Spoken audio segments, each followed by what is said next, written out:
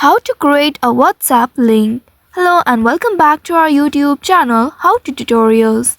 In today's video, I'm going to show you how you can create a WhatsApp link. In order to do so, first of all, you will need to ensure that you have an account on WhatsApp Business.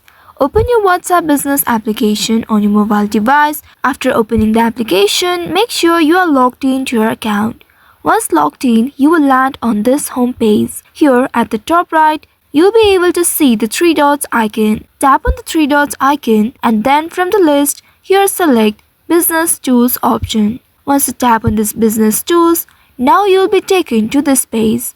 Again in this page, here at the top right, you will be able to see three dots icon. Simply tap on those three dots icon and then from the list, tap on Sort Link. Now this will view your auto-generated link. You may copy this link or share directly by tapping on Share Link option right here and share it with your customers. You can use these links in various places such as social media profiles, websites, and email signatures to make it easy for people to contact you. Also ensure that your friends or customers have access to WhatsApp installed on your device. So by following these steps, you can easily create and share WhatsApp link.